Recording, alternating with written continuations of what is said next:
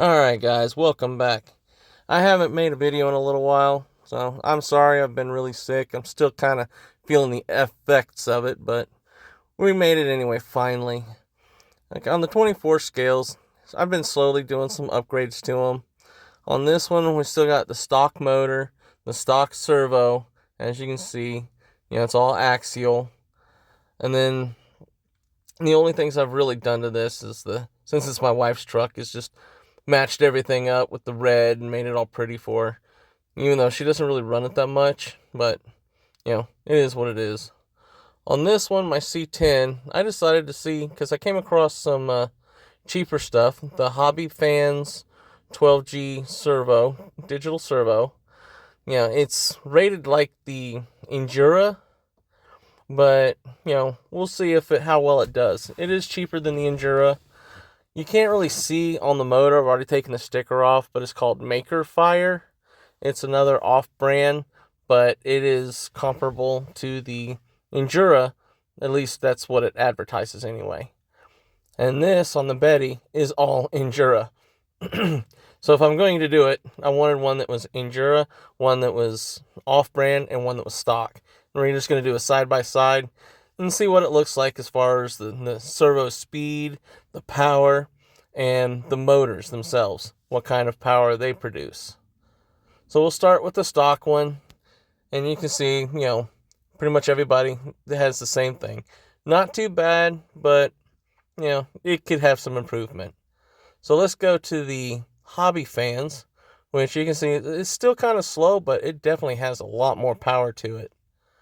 And then on the Injora, you have the power and you have the speed. So for the difference between the price of the Injora and the Hobby Fans, just go ahead with the Injora. It's not that much different, and you get a lot more speed out of it.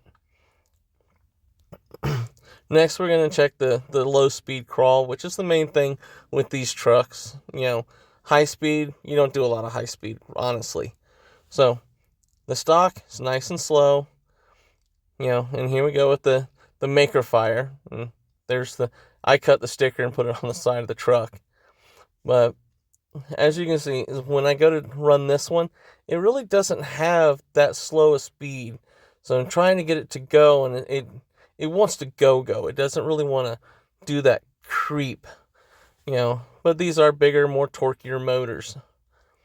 And then with the Betty, it has the Injora long motor in it. And as you can see there again, it doesn't have the slow creep to it. It wants to just go. But it does have a lot of torque. As you're about to see, we're going to do a torque test on all three. But so far, I can tell you that it's really not worth trying to save the couple of dollars going with the aftermarket. Just go with the Injora if you're just going to do the bump up stuff, because you're going to be much happier with it in the long run. So here we go. Let's get ready for the torque test. I'm going to lock the rear wheel down and pull the throttle and see what it does.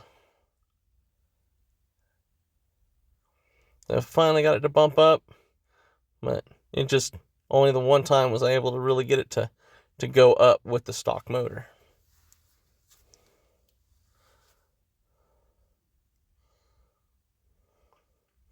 Now on the C10 with the Maker Fire, let's see what it does. Gotta move it out of the way. There we go. Lock it down, pull the trigger. Oh yeah, plenty of torque on that. Not bad for a cheap little motor. And when you order that one, it comes with the trans mount, just like the Injora. So let's see what the Injora does. Floop. Yep. That one works. Got plenty of power in that one. I was having a little bit of fun with it too. You can watch, sit there flapping around. So I'm looking forward to getting these three out and actually trying them on a course and see what kind of difference it makes. But I wanted just to give it a shot and see what it does. But for the money, just go with the Injora. Skip over the cheaper stuff. I mean, they work, and if you're on a budget, sure, but the Injora, you're going to be a lot happier with it.